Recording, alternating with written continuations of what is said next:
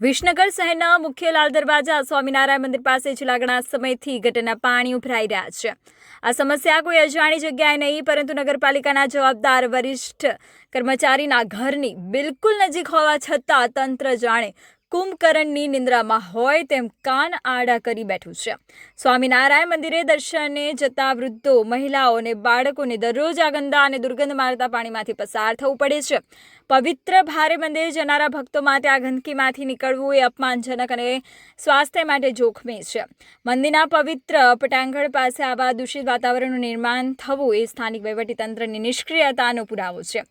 તંત્રની આંખડા કાનની નીતિ। સૌથી આશ્ચર્યની વાત તો એ છે કે આ સમસ્યા નગરપાલિકાના વરિષ્ઠ અધિકારી કે કર્મચારીના રહેણાંકની નજીક હોવા છતાં કોઈ નક્કર કાર્યવાહી કરવામાં આવતી નથી। પ્રજાની ફરિયાદને વારંવાર નજરઅંદાજ કરવામાં આવે છે।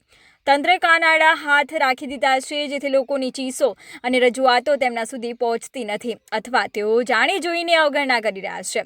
સ્થાનિક રહીશો અને ભક્તો કંટાળીને હવે રજૂઆત કરીને થાકી ગયા છે। પ્રજામાં ભારે નારાજગી છે અને નાગરિકોનો પ્રશ્ન છે કે શું નગરપાલિકાના સત્તાધીશોને આ ગંદકી દેખાતી નથી? શું પવિત્ર ધર્મસ્થાનની આસપાસની સ્વચ્છતા રાખવાની જવાબદારી કોઈની નથી? વારંવારની રજૂઆતો છતાં ટેમ્પરરી પેચવર્ક કરીને પ્રજાને કેમ છેતરવામાં આવે છે?